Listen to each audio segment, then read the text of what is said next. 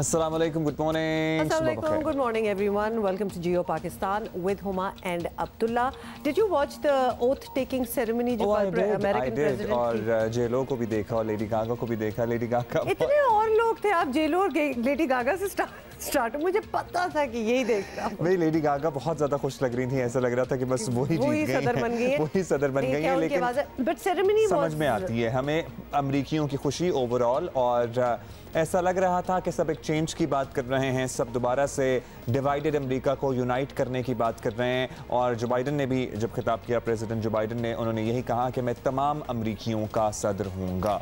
बिल्कुल, बड़ी अच्छी बातें भी हुई. और फिर सदर बनते ही उन्होंने पहला काम जो किया है वो कोई 17 नोटिफिकेशंस ही आप कह लें, एग्जीक्यूटिव ऑर्डर्स जो कि ट्रंप एडमिनिस्ट्रेशन के थ्रू आउट दी गई हैं, उन्होंने वो वापस लिए. जिनमें एक तो बहुत ही ज़बरदस्त मुझे लगा, वो जो मुस्लिम ट्रैवल बैन उन्होंने लगाया हुआ था ना बहुत से मुल्क, अफ्रीकन कुछ नेशंस, उनके भी वो ही टुक दैट बैक. तो वो वाला बहुत बड़ा मुझे अच्छा स्टेप लगा. दूसरा अब्दुल्ला, आपको पता है 17 फॉर एनी, ये किसी भी इस माजी में जितने भी प्रेसिडेंट्स आए हैं उन सब से ये नंबर ज़्यादा है, क्योंकि जाहिर है माशाल्लाह ट्रंप जो करके गए हैं नंबर ज़्यादा होना ही था. हाँ बिल्कुल. तो वो बहुत सी चीज़ें फिर इन्होंने he had to take them back. तो ये एक मुस्लिम बैन वाली मुझे चीज़ अच्छी लगी. और फॉरन आपको पता है ना कि when Trump was the president, तो वो एनवायरनमेंट को and the way climate is changing, उस पर उनका बिल्कुल कोई ना रुझान था, ना वो बिलीव रखते थे कि ये चीज़ कोई है ही नहीं. So he had taken America out of a lot of accords जो कि क्लाइमेट चेंज के हवाले से बड़े इंपॉर्टेंट थे. तो इन्होंने जल्दी से आके वापस अपने आप को यानी अमेरिका को उस चीज़ में भी डाला. जो बाइडन तो आए हैं, लेकिन कमला हैरिस का जो वापस एज वाइस प्रेसिडेंट अमेरिका में पहली दफ़ा है खातून, वो भी स्याह फाम अमेरिकी vice president South Asian descent as well. आपको पता है ना कि she is also part Indian, तो वो भी उनका एलिमेंट है. अच्छा, इंटरेस्टिंगली मैं देख रही थी कि जो बाइडन पिछली जब ओबामा के साथ वाइस प्रेसिडेंट थे, तो तब भी ओबामा जो थे वो first black president of America, और आज उनके साथ जो वाइस प्रेसिडेंट, तो कहने का मतलब ये है कि बाइडन के साथ बड़े फर्स्ट्स हैं. तो ये काफ़ी ओपनिंग्स जो हैं बहुत से और उन कम्युनिटीज़ और लोगों को मिली हैं जो पहले नहीं मिलती थी. सो ये तो थी कुछ कल की तकरीब की हाइलाइट्स, लेकिन हमारे पास क्या चल रहा है वो भी हम आपसे शेयर करेंगे. और इसके अलावा भी बहुत कुछ है आपको बताने के लिए. कुछ मेहमान भी हमें स्टूडियोज में आज ज्वाइन करेंगे. लेडी गागा को प्लीज देख लेंगे, तो सुन सकते हैं हम. She looks so happy. जबरदस्त इन्होंने अपना वैसे तराना गाया. तराना उन्होंने मतलब विदाउट पूरे अपने जोर के साथ, अपने वलवले के साथ, और क्या जबरदस्त उनकी आवाज़ है. I mean you don't even need a lot of music. उनकी आवाज़ इतनी म्यूजिकल इटसेल्फ है. जेलो एज वेल, जिस तरह जो इनकी पिच है और जिस तरह वो लाइव परफॉर्म करती हैं, और कल भी. So it was wonderful. अच्छा जी, मेरा ख्याल है कि अब हम पाकिस्तान वापस आ जाते हैं, और क्योंकि हमारे अपने बड़े मसाइल हैं जिनको हमें डिस्कस करना है. कुछ दिन पहले ना ट्विटर पे एक ट्रेंड चल रहा था, स्टूडेंट्स वांट ऑनलाइन की जगह ओ लाइन हो गया था. तो सारा स्पेलिंग मिस्टेक हो गई, और माशाल्लाह हमारे तलबा भी इतने होनहार, किसी ने तवज्जो ही नहीं दी. और उसके बाद वही ओ लाइन जो है ना, वो ऑन एन के बजाय स्कूल में पहुंचे, वरना इस ऑनलाइन वो ट्रेंड बन गया. तो फिर बहुत से लोगों ने लिखा होता, this is why we should not have online classes on exam. तो अब स्कूल जाना बहुत ज़रूरी हो गया. तो ये कबल अज़ वक्त है थोड़ा सा ऑनलाइन इम्तहानात की डिमांड करना. लेकिन बच्चे एकदम से बड़ा सीरियस हो गए हैं अपने पढ़ाई और अपनी एजुकेशन के मामले में, कि खुद बताते हैं कि जी हमें क्या करना है क्या नहीं करना, which is not bad. We are just joking. बड़े मुश्किल हालात से एवरीबडी वेंट थ्रू, तो अब ज़रा वापस आने में थोड़ा सा टाइम लग रहा है. अच्छा जी, सबसे पहले तो इस्लामाबाद में क्या हुआ उसकी बात कर ले. आपको कोई मुतासिर कुन शो नहीं था पीडीएम के इस्लामाबाद शो से हुकूमत बिल्कुल भी मुतासिर नहीं हुई और लग नहीं रहा अब इसे लॉन्ग मार्च से भी कोई खतरा है. शायद अपोजिशन इत्तेहाद के लिए एक बार फिर हिकमत अमली तब्दील करने का वक्त आ गया है. मंगल के दिन पाकिस्तान डेमोक्रेटिक मूवमेंट ने फॉरेन फंडिंग केस में ताखीर के इल्ज़ाम पर इस्लामाबाद में इलेक्शन कमीशन की इमारत के बाहर मुजाहिरा किया. और यहाँ मौलाना फजलुर रहमान भी थे, मरियम नवाज भी थी, बिलावल भुट्टो खुद तो नहीं थे, लेकिन पीपी रहनुमाओं समेत पीडीएम के नुमाया रहनुमा मौजूद थे. हुकूमत इस मुजाहिरे से बिल्कुल भी मुतासिर नहीं. आज के इस शो के बाद आपके लॉन्ग मार्च को हम वेलकम करते हैं. जब भी करेंगे वो आपका आखिरी सियासी कार्ड होगा. मैंने कहा कि आप इस्तीफे नहीं देंगे, आपने नहीं दिए. मैंने कहा आप ज़िमनी इलेक्शन में हिस्सा लेंगे. फजलुर रहमान साहब के 2 उम्मीदवार इस ज़िमनी इलेक्शन में हैं.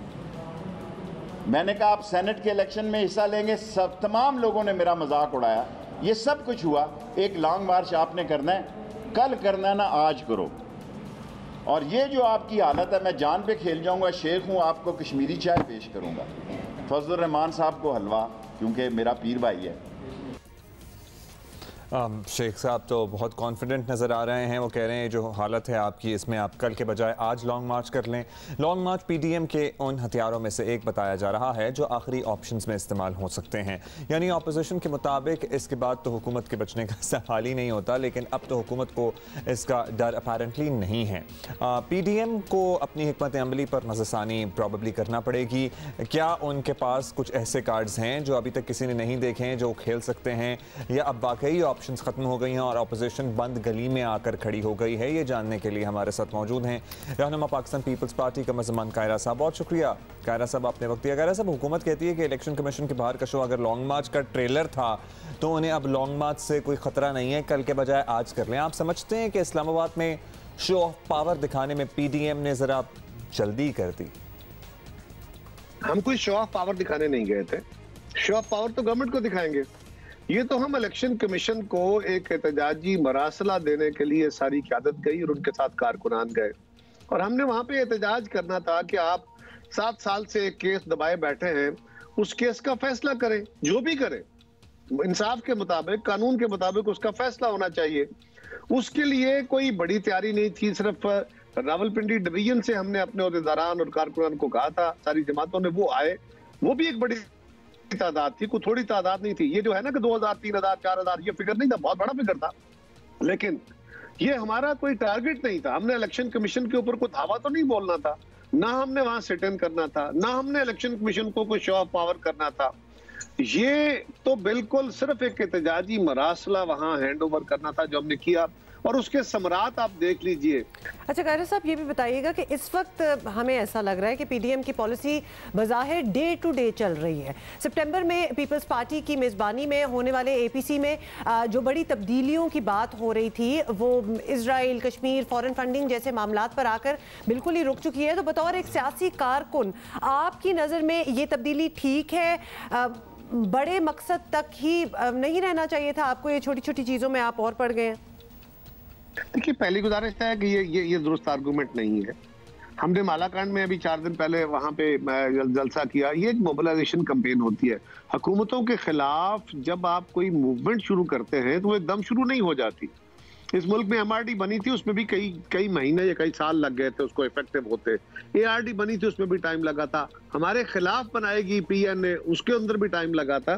तो ये एकदम नहीं हो जाता, हाँ टाइम लगता है। लेकिन जहां तक ताल्लुक ये है कि जो हमारे अहदाफ थे, जलसे, जुलूस, रैलियां, सारा कुछ, उसके दौरान अगर ये मौके आ जाते हैं, ये कुछ इवेंट्स आ जाते हैं, तो आप इन इवेंट्स को भी उस तहरीक का एक हिस्सा बनाते हुए इस्तेमाल करते हैं। ये इतना था।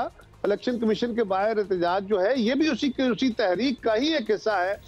अच्छा कायरा साहब, अब मुख्तलिफ वजूहात हो सकती हैं, लेकिन हालिया पीडीएम शोज़ में बिलावल का ना होना अपनी जगह अहम तो है। जब नैब का शिकंजा सिंध हुकूमत की गर्दन तक आ गया है, तो क्या पीपल्स पार्टी वापस अपने जारहाना मूड में नजर आएगी या फिर नजर नहीं आएंगे बिलावल अब भी मुख्तलिफ जगहों पर? कल राजा परवेज अशरफ साहब थे, कल नैयर बुखारी साहब हमारे जनरल सेक्रेटरी हैं, वो थे।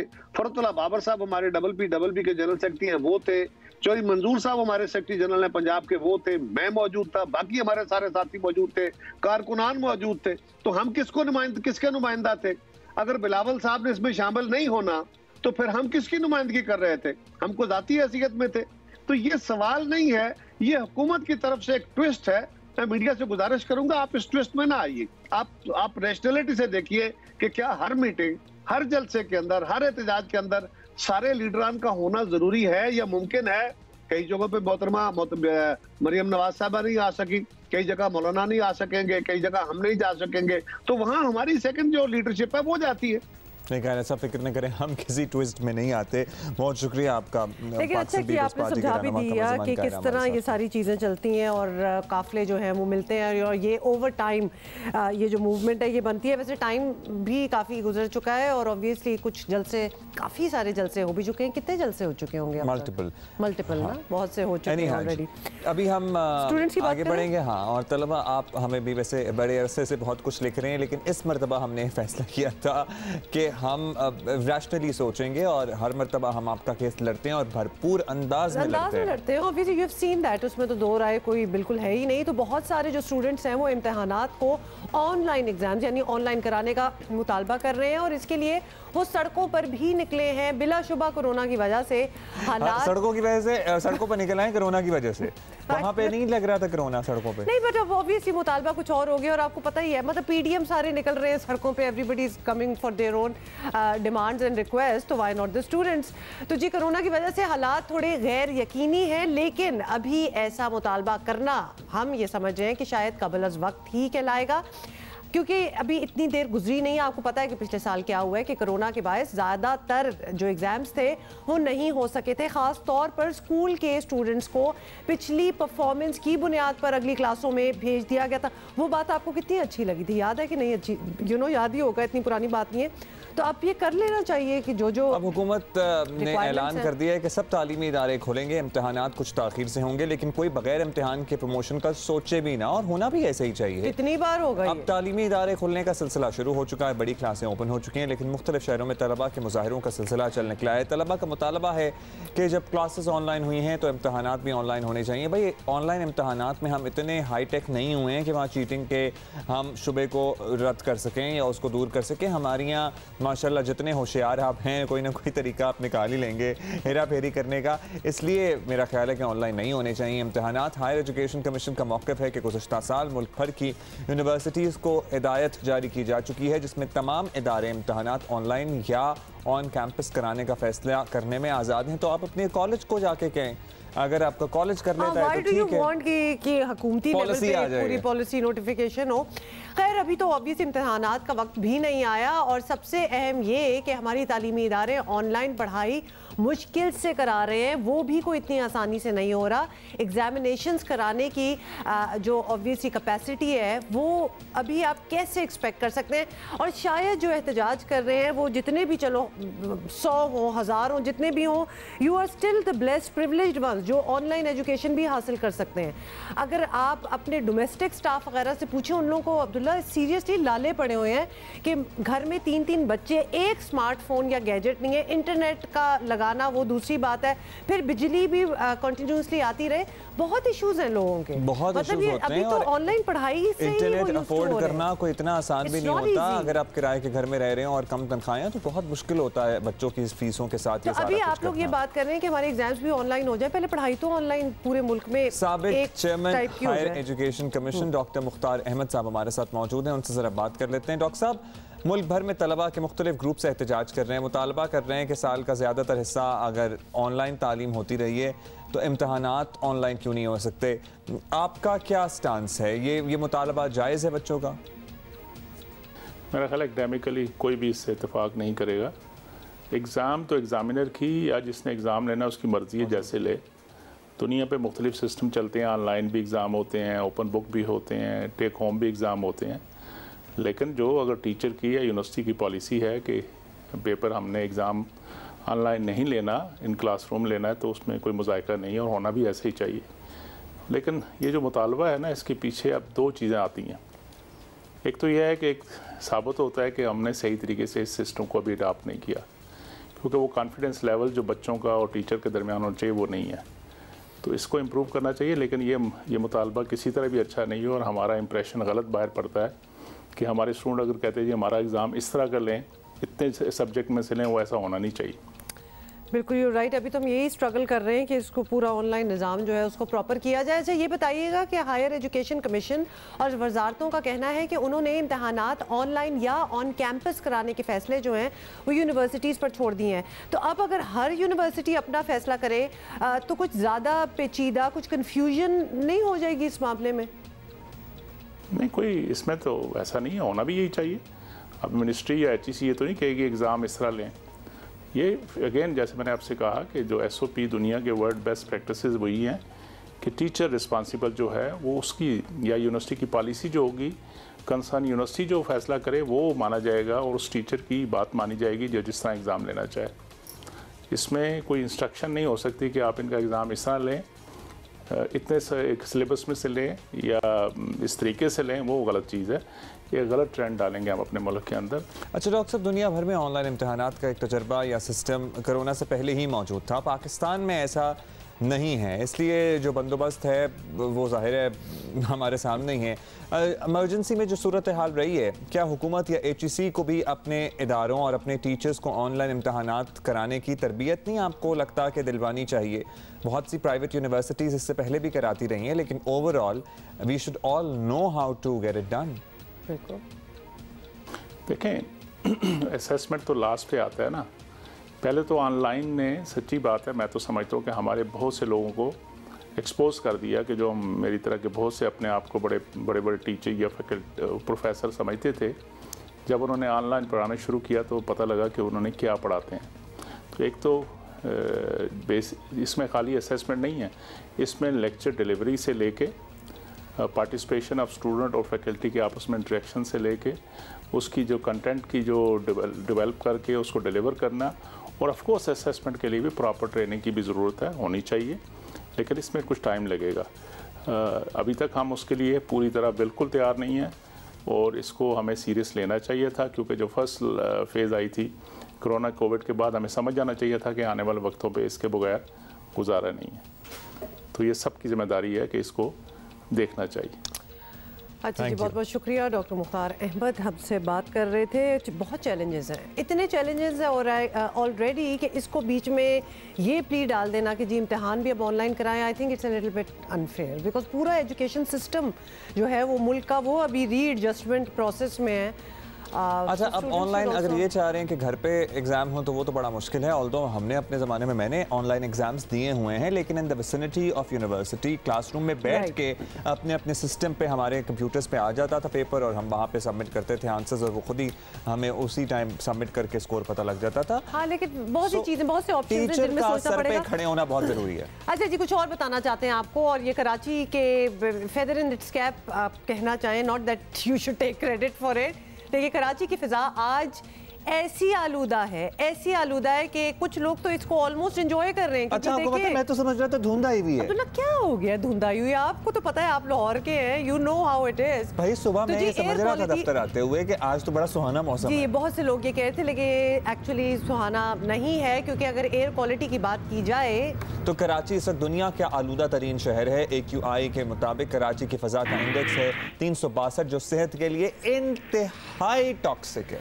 और आपको ये भी बताते हैं कि लाहौर इस फहरिस्त में आज 7वें नंबर पे है। So Lahore is out of the top leagues and Karachi is इन।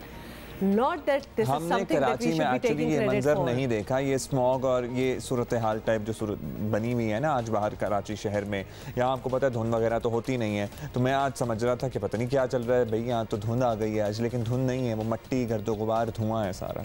हाँ ना, वो स्मॉग है, smog not good for health at all. एक बहुत ही खुसूसी मेहमान हमने आज बुलाए हैं इन स्टूडियोज टुडे। हुकूमत पहले हम जरा बताना चाहते हैं कि किस बारे में हम बात करेंगे। हुकूमती इत्तेहादी बलोचिस्तान अवामी पार्टी एक और वजारत मांगते मांगते अचानक खामोश हो गई।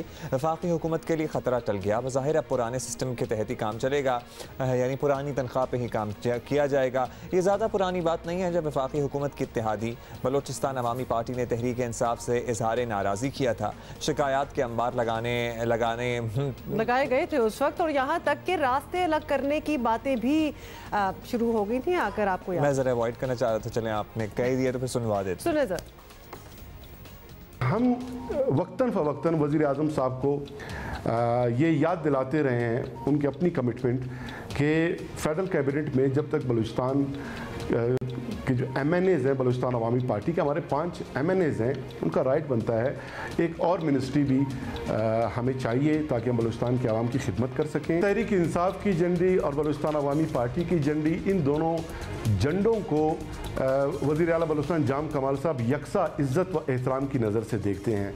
यकसा तौर पे हम बलूचिस्तान में जो पाकिस्तान तहरीक इंसाफ के हमारे MPs हैं, कैबिनेट मेंबर्स हैं, यकसा तौर पे उनको अहमियत दी जाती है। लेकिन अनफॉर्चुनेटली तहरीक इंसाफ जो है वो इस मोहब्बत का जो है इंसाफ से प्रॉपर जवाब नहीं देता। अच्छा जी, आपको बताएं कि इसके बाद में बलूचिस्तान में दहशतगर्दी के हौलनाक वाक़यात हुए, धरने हुए, फिर वज़ीर आज़म कोयटा आए और इसके बाद खामोशी है। वफाकी हुकूमत ने इत्तेहादी जमात की नाराज़गी दूर कर दी या फिर BAP अपनी दाल ना गलने पर सब्र शुक्र करके बैठ गई? मामला है क्या, यही हमने जानना है। और इस पर बलूचिस्तान हुकूमत के तर्जुमान लियाकत शाहवानी साहब हमारे साथ आज कराची में मौजूद हैं। बस ये कराची आए, बहुत कम कराची आते हैं, तो हमने सोचा कि हम इन्हें बुला लें या यहाँ पे सामने बिठा के बहुत सी बातें कर लें। तो शाहवानी साहब, जो हम बात कर रहे थे और आपकी गुफ्तगू भी हमने सुनवाई, आपको शिकवे शिकायत थे और आई एम श्योर कि शिकवे शिकायत ख़त्म नहीं हुए होंगे, तो क्या आप लोग अभी कुछ टाइम के लिए रुक गए हैं और अपनी डिमांड या फिर जो वजारत वाली हो या और आपके कुछ ग्रीवियंसेस हों वो सामने नहीं कर रहे क्योंकि इतने बड़े सानेहात हो गए, या फिर आपके मसले हल हो गए हैं? देखिए, जो मिनिस्ट्री है, हमारे जो पार्लियामेंट्रियन ग्रुप्स हैं, शुरू ही से एक ख्वाहिश तो रहती है कि जब आपके MNAs हैं, आपके सैनेटर्स हैं, आपको एक मिनिस्ट्री मिली है और वो इस ख्वाहिश का इज़हार करते रहे हैं कि एक मिनिस्ट्री हमें और मिलनी चाहिए एज ए कोलिशन पार्टनर। और फिर बलूचिस्तान अवामी पार्टी, वज़ीर आला बलूचिस्तान जाम कमाल साहब, वो प्राइम मिनिस्टर साहब के एक विजनरी उनके अलाई रहे हैं। कभी ये आर्म ट्विस्टिंग नहीं किया, किसी भी न बजट के मौके पे, हर एक सख्त वक्त में जब भी उसने देखा खान साहब ने, तो जाम साहब को अपने करीब पाया, अपनी सफ़ों में पाया, उसका सपोर्ट जो है उनको हमेशा हासिल रहा। और प्राइम मिनिस्टर साहब भी जाम साहब को बहुत पसंद करते हैं, हर एक वक्त आप देखिए उसको अप्रिशिएट करते हैं और सपोर्ट भी करते हैं। तो ये हमारे पार्लियामेंटेरियंस जो है उनका एक ख्वाहिश था कि एक मिनिस्ट्री हमें मिलनी चाहिए ताकि हम बलूचिस्तान के जो इश्यूज़ हैं उसको प्रॉपर एड्रेस भी करें, पब्लिक को सर्व भी कर सकें। बलूचिस्तान में चूँकि अनएम्प्लॉयमेंट सबसे बड़ा एक मसला है और बलूचिस्तान गवर्नमेंट, हम 20 से 25 हज़ार मैक्सिमम हमारे पास जो है जॉब जो हम दे सकते हैं इस वक्त जो हमारे साथ हैं, लेकिन वो भी नाकाफ़ी हैं। बलूचिस्तान में इंडस्ट्रीज़ नहीं है, बलूचिस्तान में जो है लाइव स्टॉक 96 के ड्राउट के बाद ऑलमोस्ट बहुत कम हुई है, एग्रीकल्चर नहीं है, इंडस्ट्रीज़ नहीं है। अब ये वो सेक्टर्स हैं जिस पे हम काम कर रहे हैं, लेकिन टाइम लगेगा। उस वक्त तक जो फेडरल गवर्नमेंट्स में ख़ुसूसन 6% जो बलूचिस्तान का कोटा बनता है, कोई 17-18 हज़ार जॉब्स बनते हैं। इसके अलावा उस कोटा पे पास में जो अमल नहीं हुआ और अख्तलफी हुई, वो पोस्टें भी अगर साथ मिला लें तो कोई ये 20-25 हज़ार ये जॉब्स बन जाते हैं। तो ये वो बलूचिस्तान के आवाम के लिए, हमारे नौजवानों के लिए, ताकि उनको वो जॉब्स फेडरल गवर्नमेंट मिल सके, उन एड्रेस हो सके। और वैसे भी फेडरल जितने भी महकमे हैं बाकी 3 सूबों के आपको एम्पल काफ़ी सफिशिएंट जो है लोगों की रिप्रेजेंटेशन मिलेगी। बलूचिस्तान के लोग आपको शाज़ ही नादिर कहीं नजर आएंगे। लेकिन ये बड़ी इंपॉर्टेंट डिमांड्स हैं, ये बड़ी इंपॉर्टेंट चीज़ें हैं जो आप लोगों ने आइडेंटिफाई की हुई अपने लोगों की, और इनका ना होना should be cause for concern. मतलब क्या वजह है कि इनमें भी लैग या डिले है? देखिए, पास में तो बलूचिस्तान को अक्सर नज़रअंदाज किए रखा गया, फेडरल गवर्नमेंट का कभी प्रायोरिटी नहीं रहा, चूँकि बलूचिस्तान के पार्लिमानी सियासत में ये होता है कि क्या करें कि जब भी कोई हुकूमत बरसर इख्तिदार आती है वो कहते हैं माजी में नज़रअंदाज किया गया, हम तो नहीं कर रहे। कुछ बेहतरी इसलिए हमें नज़र आ रही है। एक तो ये है कि जो जॉब्स का मैंने आपके साथ जिक्र किया, प्राइम मिनिस्टर साहब ने खुद इसका नोटिस लेते हुए 5 माह कबल उन्होंने फेडरल गवर्नमेंट के जो महकमे उनको डायरेक्शन जारी की कि 6% जो बलूचिस्तान का जॉब कोटा है उसके तफसीलात फराम की जाए। और एक उन्होंने वापस डायरेक्शन जारी किया था कि उस पर फौरी तौर पर अमल दरामद किया जाए, अलगर्ज के अब तक उस पर अमल दरामद नहीं हुआ। दूसरा ये बेहतरी इस तरह है कि CPEC के प्रोजेक्ट्स हालांकि मियाँ साहब के दौर में लॉन्च हुए, बलूचिस्तान को उसमें कुछ भी नहीं मिला, यानी तकरीबन 32 अरब का एनर्जी, 32 अरब डॉलर्स के एनर्जी के जो पोर्टफोलियो है उसमें बलूचिस्तान को कुछ नहीं मिला। अब कोक एक पावर प्लांट है वो भी नेशनल ग्रेड में जाएगा, डायरेक्ट बलूचिस्तान को कुछ नहीं मिलेगा। या पोर्ट जो है उससे बलूचिस्तान के आवाम को डायरेक्ट फ़ायदा तो नहीं होगा, ज़ाहिर फ़ायदा होगा इन्वेस्टर को होगा, ट्रैवलर्स को होगा। जिसको आप प्रो पीपल और आवाम के लिए कोई प्रोजेक्ट कह सकते थे, बलूचिस्तान में एक भी शुरू नहीं हुआ पास्ट में, लेकिन अब शुरू है। अच्छा, अब पास की हम बात कर लें और अब की बात कर लें। फवाद चौधरी साहब का एक ट्वीट था, वो मैंने निकाल के रखा था क्योंकि मुझे पता है आप आ रहे थे। उन्होंने कहा जी 10 सालों से बलूचिस्तान को औसतन 400 अरब रुपए हर साल ट्रांसफ़र होता है 18वीं तरमीम के बाद, और 1 करोड़ की आबादी है बलूचिस्तान की। ये पैसा कहाँ जाता है? 6% कोटा ऑफ नौकरियाँ, 25,000 नौकरियाँ मिल जाएंगी। बड़ी इंपॉर्टेंट बात है, मसाइल हल नहीं होंगे। मसला तब हल होगा जब ये पैसा जो हर साल जा रहा है ये बलूचिस्तान में लगे और नजर आए। ये कहाँ जाता है? एक तो ये कि 400 अरब का जो है एग्जैक्ट फिगर उन्होंने बताया, इतना है नहीं। पिछले साल हमारा टोटल जो NFC अवार्ड और फेडरल ट्रांसफर थे 329 अरब थे। इस दफ़ा चूँकि फाइनेंशियल क्रंच की वजह से जो फेडरल जो डिविजिबल पूल है उसमें ज़ाहिर है टैक्स कलेक्शन कम हुई है, तो बलूचिस्तान के तकरीबन 29 अरब मज़ीद कम होने लगे हैं। तो ये कोई 325 का एक एवरेज है, उतना है नहीं। दूसरा ये है हमारा जो टोटल बजट है बलूचिस्तान का जो अब है वो 400 अरब है, उसमें जो डेवलपमेंट के 100 बिलियंस है, बाकी सारे जो पैसे हैं वो डेवलपमेंट में नहीं जाते, वो तनख्वाहों में पेंशन में चली जाती है। तो पैसा तो वो है जिससे आपको डेवलपमेंट कर सकें, और जो डेवलपमेंट है वो भी पूरा लगता है अब लग रहा है। अब जो है एक तो पेस स्पीड की हमने 1597 नई स्कीमात में 1505 स्कीमात की जो है हमने ऑथोराइजेशन और रिलीजेस भी करा दिए। मेगा प्रोजेक्ट बनाने 2700 किलोमीटर पिछले साल हमने रोड कनेक्टिविटी में इजाफा किया, 3000 किलोमीटर अब कर रहे हैं। पूरे बलूचिस्तान के अजला में स्पोर्ट्स कम्प्लेक्सेस बना रहे हैं, तालीमी इदारे बना रहे हैं, जॉब्स दे रहे हैं। अब हेल्थ रिफॉर्म हमने शुरू किया, 1200 के करीब नए डॉक्टर्स अभी हमने गुज़िश्ता 3-4 दिन में अपॉइंट किए हैं, 250 कंसल्टेंट्स अपॉइंट कर रहे हैं। और 2 स्पेशल इकनॉमिक जोन्स हैं जो SEZ कमेटी से अप्रूवल उसकी हो गई है। 3 मार्बल सिटीज़ हम बना रहे हैं, 11 बॉर्डर मार्केट्स बना रहे हैं, mini states, industrial states. Marble city मतलब मार्बल सिटी जहाँ पे दालबंदीन, खुजदार और लोलाई, जहाँ पर मार्बल माइनिंग ज़्यादा है वहाँ पे वो मार्बल के जो पीसेज हैं वो लाया जाएगा और एक पूरी इंडस्ट्रीज की शक्ल में, क्योंकि raw material tourist this sounds very interesting. लेकिन ये टूरिस्ट डेस्टिनेशन से ही आपकी बात करना चाहते हैं कि वज़ीर आज़म बहुत चाहते हैं कि पाकिस्तान में जो है वो टूरिज्म का फ़रोग हो। इस हवाले से आपसे ज़रूर बात करनी है, लेकिन एक क्योंकि बलूचिस्तान में इतनी खूबसूरत जगह हैं जहाँ पर beautiful natural places in Balochistan. लेकिन शबानी साहब से यही पूछना है कि कहाँ जाया जा सकता है, कौन सी चीज़ें डेवलप हो रही हैं, कौन सी नहीं। बचपन से हम सुनते हैं कि कोयटा की हवाएं आई हैं तो कराची में मौसम बचपन से क्या, जब कराची में सर्दी होती है, अभी पिछले 1-2 महीनों में आप देख लें, मैं वैसे साइबेरिया कहती हूँ लेकिन अब्दुल्ला आप हमेशा से कोयटा कहता हूँ। कोयटे में आप बर्फबारी हो और कराची में ठंड आपको उसी रात महसूस होना शुरू हो जाएगी। शबानी साहब हमारे साथ है, बड़ी ही सियासी बातें हो गई हैं, कुछ मौसम का हाल भी हम आपसे पूछना चाहते हैं। लेकिन पहले तो ये बताएं, वजीर आजम का बड़ा ही एक क्वेस्ट है आई वुड से कि वो चाहते हैं कि टूरिज्म जो है वो बहाल हो पाकिस्तान में और ज्यादा टूरिस्ट आए। स्टार्टेड वर्किंग एज वेल, वो कोविड की वजह से थोड़ा सा कोविड की वजह से स्टॉप लग गया, लेकिन Balochistan is beautiful, we know that. लेकिन टूरिस्ट को लाने के लिए और भी बड़ी सहूलतें देनी होती हैं, टूरिस्ट को अट्रैक्ट करने के लिए। तो क्या चीज़ें हैं वहाँ जो डेवलप हो रही हैं या हो गई हैं?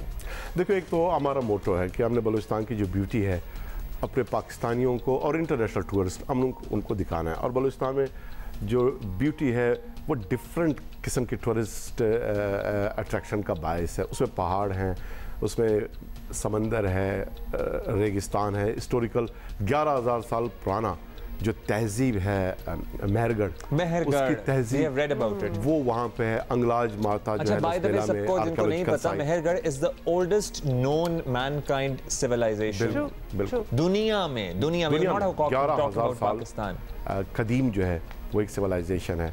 तो इसको अब इस ब्यूटी को एक तो ये है कि हमने दुनिया को दिखाना है, उसको अट्रैक्टिव बनाना है। और अट्रैक्शन उस वक्त होगा जब आप सिक्योरिटी और फैसिलिटीज़ प्रोवाइड करेंगे, वो बलूचिस्तान गवर्नमेंट कर रही है। अभी जो हमारा साइली पट्टी है वहाँ पे 7 हम नए रिजॉर्ट्स डेवलप कर रहे हैं। nice. और उसके लिए एलोकेशन हो चुकी है, उस पर काम का आगाज़ हो चुका है। अर्ट्स बनेंगे, वहाँ पर फैसिलिटीज़ होंगे। गवादर में पार्क बनाया हमने, वहाँ पे पार्क्स बनेंगे। ज़ियारत का मास्टर प्लानिंग पूरा कर रहे हैं, 1 बिलियन सिर्फ हमने उसके लिए एलोकेशन की है ज़ियारत को डेवलप करने के लिए, खूबसूरत बनाने के लिए। शाबान वैली है, और हमने पिछले अक्टूबर नवंबर में ये तो कोविड में बहुत सारे हमारे जो प्लान थे उसको मुतासिर किया। टूरिज्म कॉन्फ्रेंस हमने कराया कराची में, इधर ही जाम कमाल साहब CM साहब खुद तशरीफ लाए थे, उसको उसने चेयर किया उस कॉन्फ्रेंस को।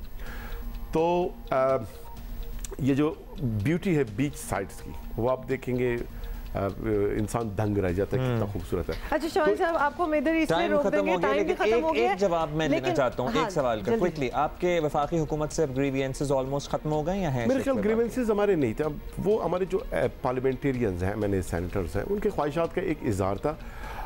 ग्रीवेंसेस हमारे इसलिए नहीं है कि अंडरस्टैंडिंग बहुत अच्छी है, रिलेशनशिप अच्छा है। फेडरल PSDP में हमारा जो 1990 से 2018 तक जितना भी परसेंट रहा है बलूचिस्तान का उसमें इजाफा है। 600 बिलियन रुपीस जो बलूचिस्तान की जुनूबी इजला उसके लिए आ रहे हैं। सीपैक के पोर्टफोलियो में बलूचिस्तान को प्रायोरिटी मिल गया है, बल्कि नए स्कीमात का इजाफा हुआ। तो मेरे ख्याल में this is very good relationship और इस गुड रिलेशनशिप को कायम और दायम रखना चाहते हैं। थैंक यू जी, बहुत शुक्रिया शबानी साहब फॉर कमिंग हियर। और बड़ा ही अच्छा इन्होंने बाकी सियासी बातें तो हो गई, but I am very tempted to now go and visit Balochistan and eat Balochi sabzi as well. सो हमने अली मीर और इरशाद भट्टी दोनों से आपकी मुलाकात करानी है, उनसे पूछेंगे जानेंगे कि क्या है नया जो हमें एक्सपेक्ट करना चाहिए इन दिस वर्जन ऑफ खबरनाक, क्योंकि इस प्रोग्राम ने भी बहुत से वर्जन्स देखे हैं। हाँ दैट इज़ वेरी ट्रू, लेकिन अगर आप इनके कुछ प्रोमोज चल रहे हैं, कुछ क्लिप्स अगर आप देखें ना, तो आपको एक वो झलक भी मिल जाएगी and it looks very promising.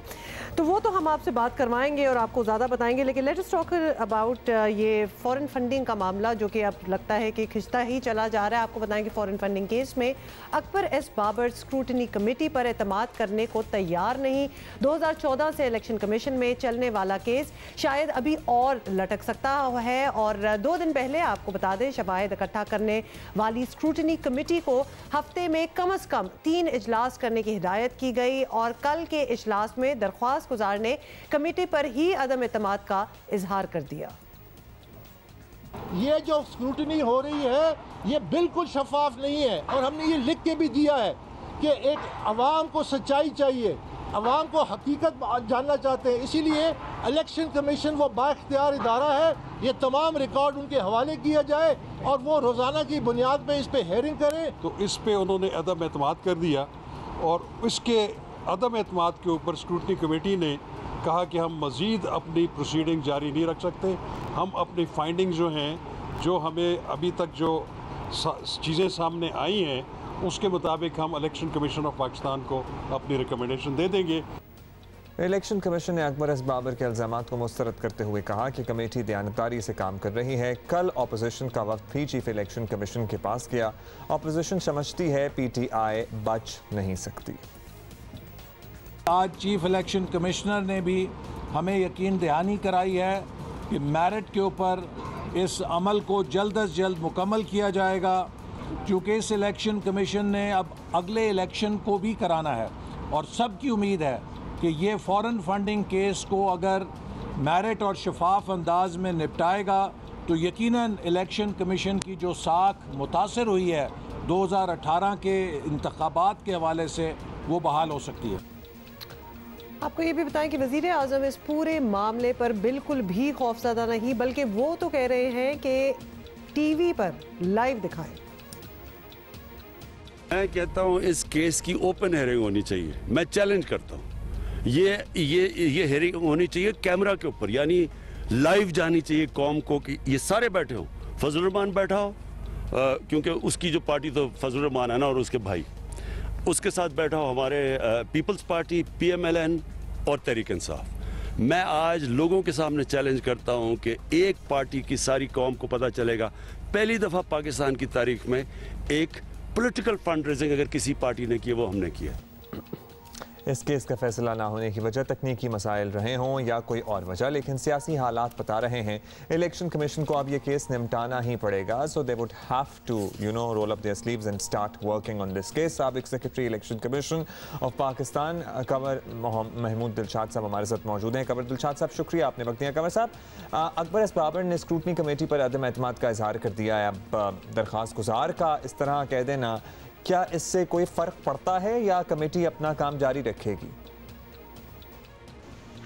देखा जी, अकबर एस बाबर साहब जो है वो भी अपना सब्र का दामन छोड़ते इसलिए जा रहे हैं कि वो भी 7 साल से इलेक्शन कमीशन के दरवाजों को दस्तक दे रहे हैं। तमाम दरवाजे हैं कि उन्होंने स्क्रूटनी कमेटी में पेश हो रहे हैं, इलेक्शन कमीशन में पेश हो रहे हैं, अदालतों में पेश हो रहे हैं, हाथ इज्जत का दावा उनके खिलाफ किया है वो भी सुन रहे हैं। तो 7 साल से जब एक सब्र आजमा पीरियड है तो वो इस लिहाज से थोड़ा सा अगर वो किसी मामले में जहाना रवैया अख्तियार करें तो फिर हमारी जो स्क्रूटनी कमेटी है उनको भी सब्र तहम्मुल से उनकी बात सुननी चाहिए, उनको मुतमईन करना चाहिए। देखा जी, हमारी स्क्रूटनी कमेटी जो है वो बाकायदा हुकूमत के भी तो नहीं नुमाइंदे, वो एक कॉन्स्टिट्यूशन इदारे के नुमाइंदे हैं। तो उन्हें भी चाहिए, जिस अदालत में बाद जजेस जो हैं वो अपने मौकूलियन की बातें सुन के कभी अपने नाराज नहीं होते या किसी वॉकआउट नहीं करते। अच्छा कंवर दिलशाद साहब, ये भी बता दीजिएगा कि तहरीक इंसाफ के वकील के मुताबिक स्क्रूटनी कमेटी का काम जो है वो बिल्कुल मुकम्मल हो चुका है। वो सिफारिशात इलेक्शन कमीशन को देगी और फिर कमीशन फैसला कर देगा। तो अगर मामलात इस पॉइंट तक पहुंच गए हैं तो कब तक उम्मीद रखें कि इस केस का फैसला जो है वो आ जाएगा? मेरा अपना ये ख्याल है कि ज़्यादा से ज़्यादा 2-3 हफ्ते में स्क्रूटनी कमेटी जो है अपनी सिफारिशात इलेक्शन कमीशन को पेश कर देगी और इलेक्शन कमीशन पाकिस्तान जो है उनकी सिफारिशात की रोशनी में भी 1-2 नशिस्तों में उनका फैसला जो है वो ख़त्म हो जाएगा, इख्तिताम तक पहुँच जाएगा। तो मेरा अपना ज़ाती ख्याल ये है कि फरवरी के दूसरे हफ्ते तक ये मामला जो है इसका हल, जो भी मामला है इसका फैसला सामने आ जाएगा। ओके, लुक्स लाइक ये जल्दी ही हो जाएगा। बहुत बहुत शुक्रिया हमसे बात करने का कंवर दिलशाद साहब, साबिक secretary election commission of Pakistan. हम फरवरी के दूसरे हफ्ते का भी मिलकर इंतजार कर लेते हैं। लेट्स सी क्या फैसला सामने आता है इंशाल्लाह। अभी हम आगे बढ़ेंगे और ज़बरदस्त मेहमानों से आपकी मुलाकात करानी है हमने। खबरनाक तंज़ो मज़ाह पर मबनी जियो न्यूज़ का एक मकबूल तरीन प्रोग्राम है, लेकिन ये और मकबूल होने वाला है क्योंकि आज से ये मिलेगा बिल्कुल नए अंदाज में। और अली मीर तो रूप बदलने के माहिर हैं ही। अब आप देखेंगे इरशाद भट्टी साहब को भी, जो वैसे ही बड़े एंटरटेनर हैं और उनका कोई भी तज्जिया। I am actually very glad कि भट्टी साहब को ना एक सही जगह मिली है। हाँ, वो फाइनली जहां होना चाहिए था अब वो वहां हमें नजर आएंगे। अच्छा, तो है क्या चीज अब जो हम कह रहे हैं वो आपको यकीन आ जाएगा? Let's watch. शावर में देखा कैमरा, रह रह कर लज्जा आती है, हमें तो इस इत्साब में इंतकाम की बू आती है। इरशाद को मैं अपना बेबी मानता हूँ। असल भट्टी होंगे जिन्होंने डब च पिस्तौल लाया होंदा है, तुसी डब च कालम ला के फिरदे हो। आप किताब लिख रहे हैं, उसके टाइटल पे मेरी तस्वीर है जी, लेकिन उसमें आप काणे हैं। आया डाना ला पट्टी, मैंने पूरा पिंडी पट्टियां वैन पांदा नजर आंदा ही। आप मुस्तकबिल में क्या करने के इरादे हैं?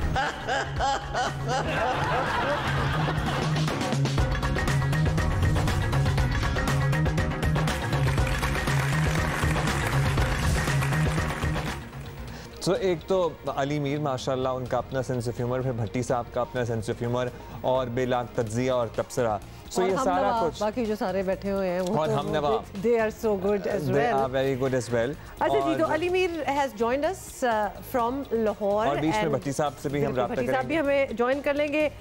अली मीर साहब, क्या हाल है आपका? Good to have you over. नए रूप में कहें आपको देखने लगे हैं या वो कहते हैं ना कि इम्प्रूव्ड, न्यू एंड इम्प्रूव्ड रूप, तो क्या डिफरेंट हम देखेंगे इस नए वर्जन में, बताइए।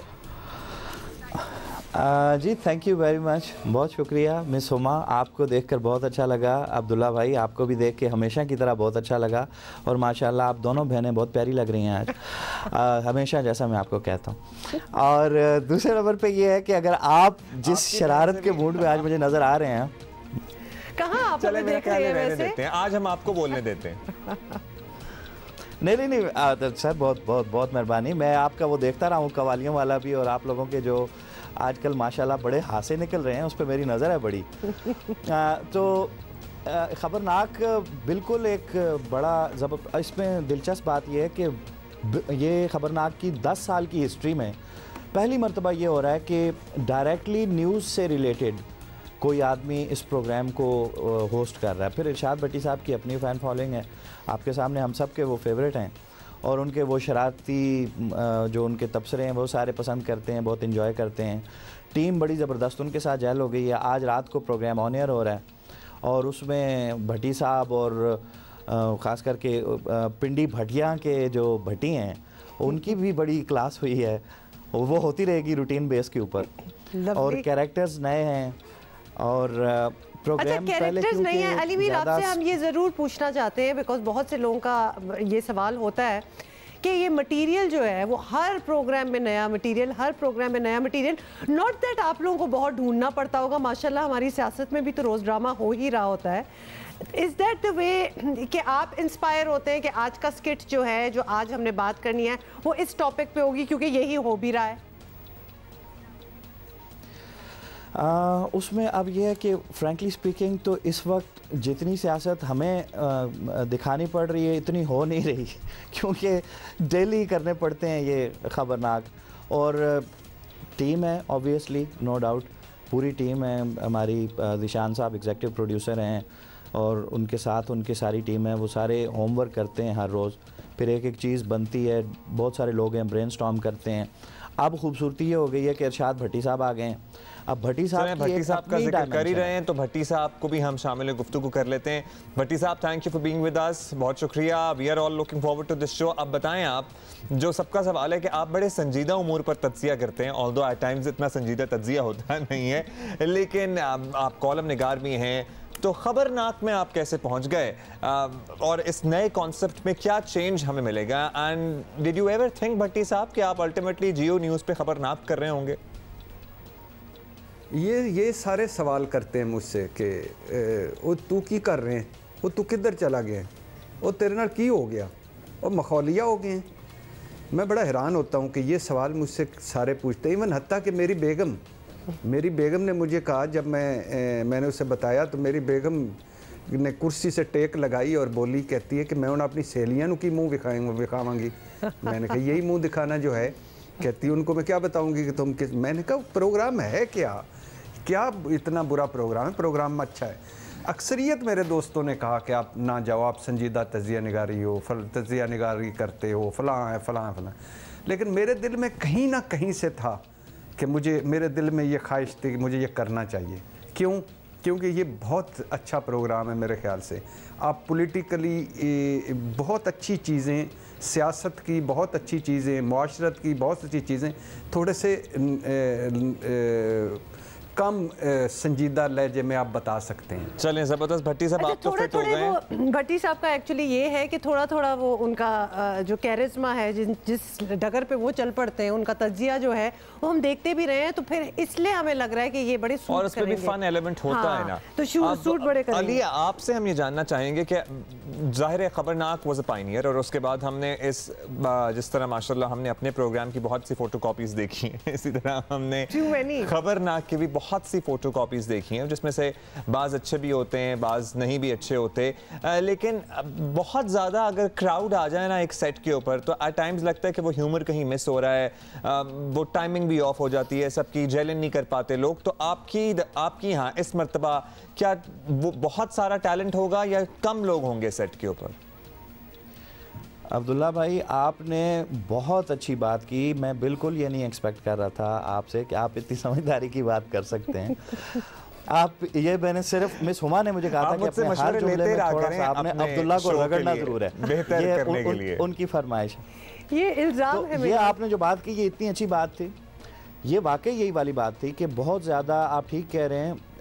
चैनल का भी यही था फीडबैक, जो फॉर्मेट अब है खबरनाक का, जिसमें आप आज रात से देखेंगे जहाँ से स्टार्ट हो रहा है, इसके अंदर बहुत ज़्यादा टैलेंट नहीं होगा, टू द पॉइंट लोग होंगे और बड़ी फोकस्ड गुफ्तगू होगी और बड़ी क्लियर होगी। और जिस तरह हर चीज़ को थोड़े अरसे के बाद थोड़ा सा उसको चेंज करने की ज़रूरत होती है, बिल्कुल आपको वही वाली चेंजेस इसके अंदर नज़र आएंगी। और फिर जो नए कैरेक्टर्स प्रोग्राम के अंदर बनाए गए हैं, जैसे सखावत नाज और हसन मुराद साहब हैं, ये दो बरजस्ता जुमलों में आउटस्टैंडिंग हैं।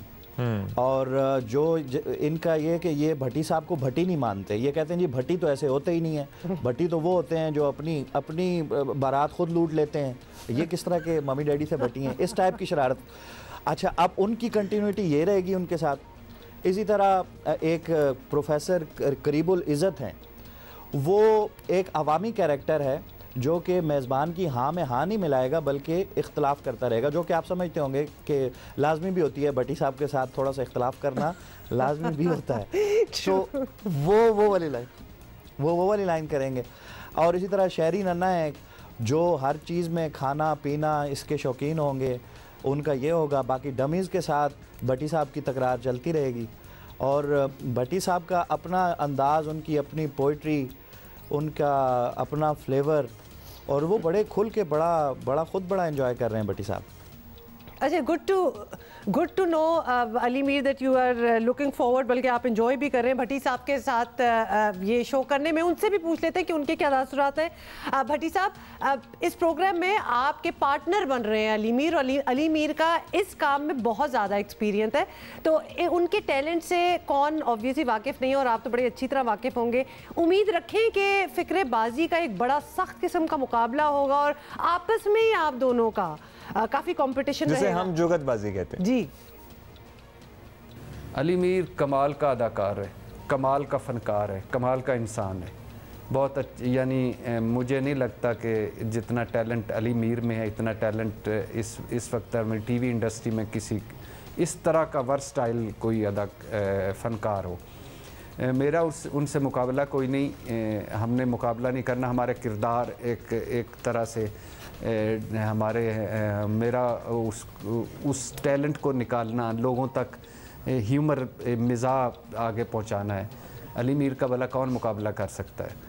अच्छा अली मीर, मैं आपसे भी पूछना चाहती हूँ, बड़ी तारीफ आपकी भी होगी भट्टी साहब ने, आप लोग एक दूसरे को जानते हैं? बिकॉज हमें ये पता है, अब्दुल्ला और मुझे, क्योंकि हम दो लोग ये शो करते हैं, कि वो केमिस्ट्री भी बड़ी ज़रूरी होती है कि एक दूसरे को आप जानते हो, एक दूसरे का ह्यूमर का लेवल पता हो, जोक्स कहाँ रोकने हैं, कहाँ स्टार्ट करने हैं।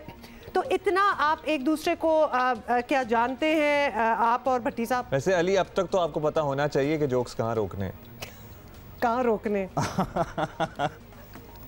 जी बिल्कुल, आप ठीक कह रहे हैं। असल में भट्टी साहब बिल्कुल बहुत अच्छी इन्होंने बात की है। मेरे भी भट्टी साहब फेवरेट, मेरे नहीं सबके फेवरेट हैं। बाकी इसमें कंपटीशन तो बिल्कुल भी नहीं है, क्योंकि यहाँ जो कुछ खबरनाक में होना है वो नूरा फाइट होनी है।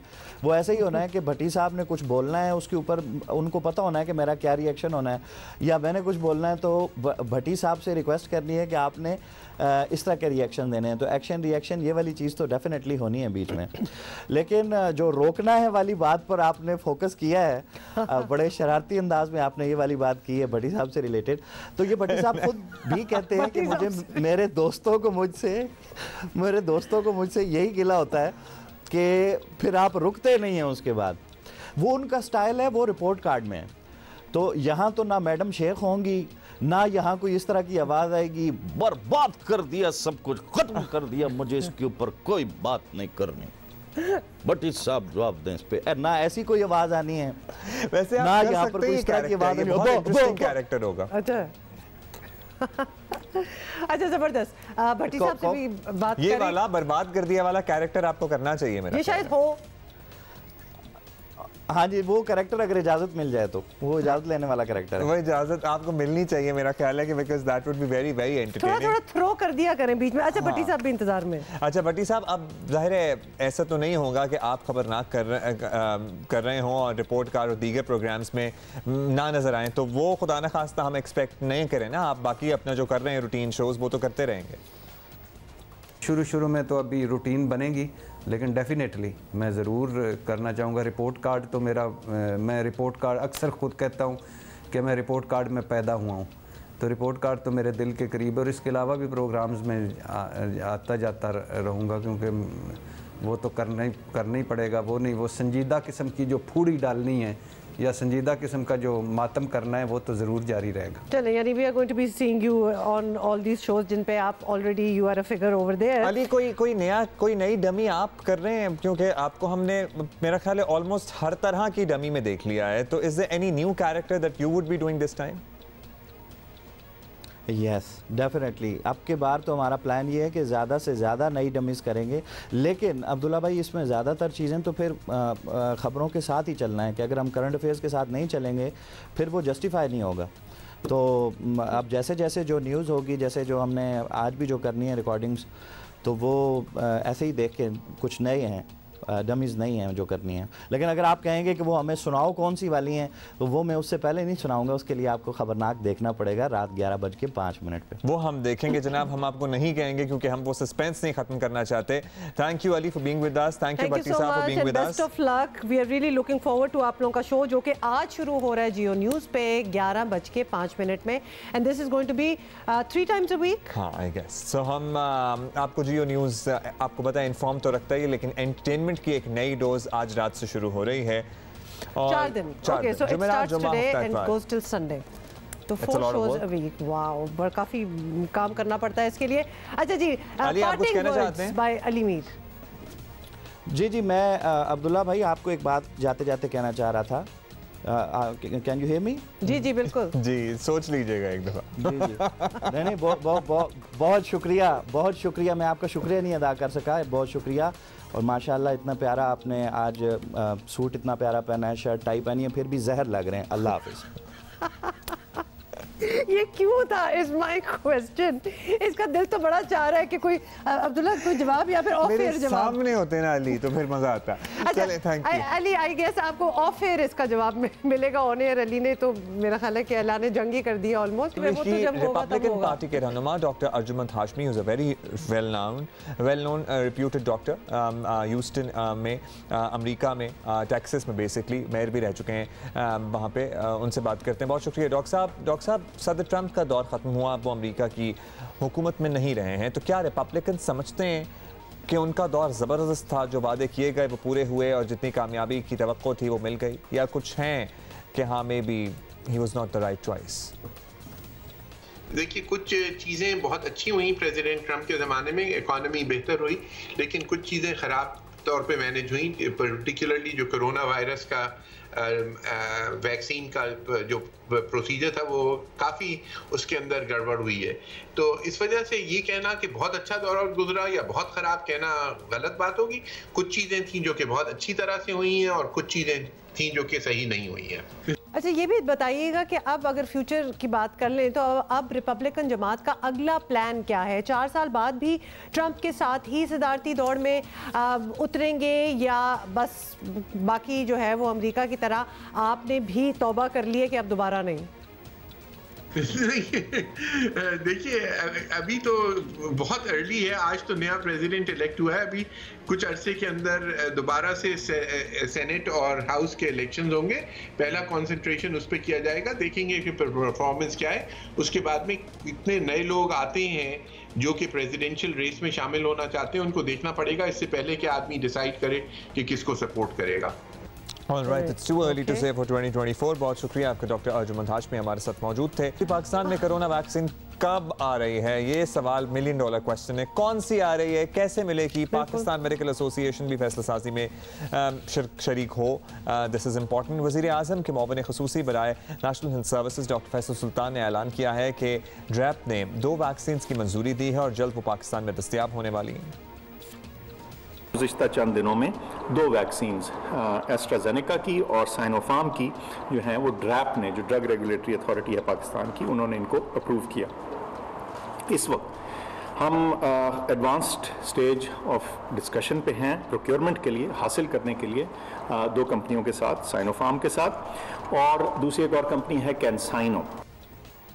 एक तरफ ये खबर है तो दूसरी जाने पाकिस्तान में तिब्बी अमले की नुमाइंदा तंजीम पाकिस्तान मेडिकल एसोसिएशन ने ये मुतालबा रख दिया है कि वैक्सीन की मंजूरी, उसके आमद वगैरह जो है उसके पूरे अमल में उन्हें भी शरीक किया जाए।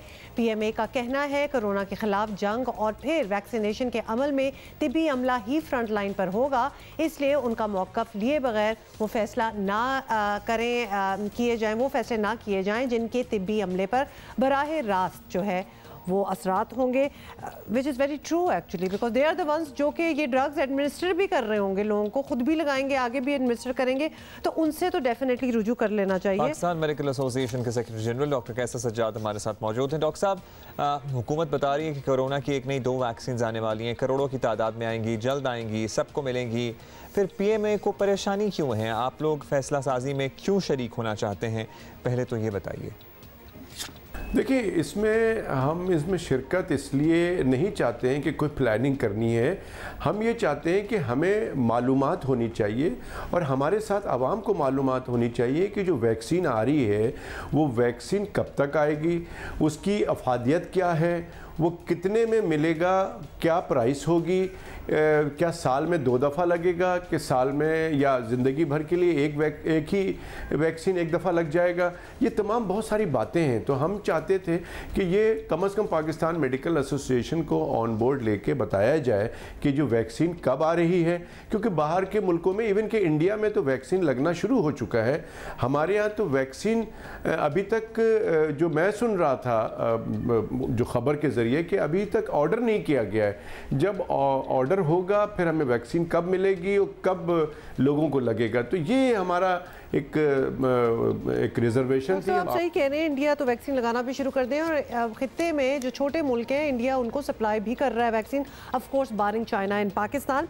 अच्छा, एक और बात डॉक्टर साहब ये भी सामने आ रही है कि हुकूमत तो वैक्सीन लाएगी ही, प्राइवेट सेक्टर को भी इंपोर्ट की मुकम्मल इजाज़त है। तो जाहिर है कि ये वैक्सीन लगवाने वालों को कुछ रकम खर्च करना पड़ेगी वैक्सीन लगवाने के लिए और उसको लाने के लिए भी। तो PMA क्या इस पॉलिसी के हक में है?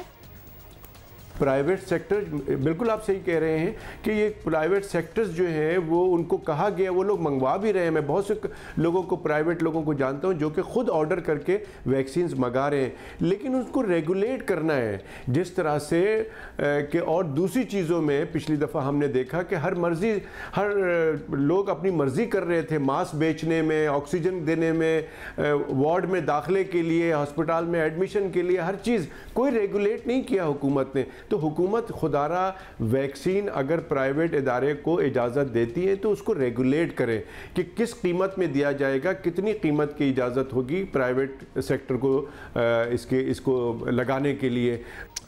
बहुत बहुत शुक्रिया डॉक्टर कैसर सजाद अपना ओपिनियन दे रहे थे और बताए थे डेफिनेटली रेगुलाइजेशन। अच्छा, ये सवाल तो हम सबके भी हैं कि वैक्सीन का एक शॉट लगेगा, हमारे यहाँ 2 लगेंगे, क्या हर साल लगेंगे? मेरा ख्याल है हर साल और सारी उम्र वाला तो बाद में पता लगेगा, अभी तो इस पर। और फिर हर खित्ते की अपनी वैक्सीनेशन है according to those people and those places. तो क्या हमें जो मिल रही है वो हमारे लिए सही होगी कि नहीं होगी और कौन सी मिल रही है?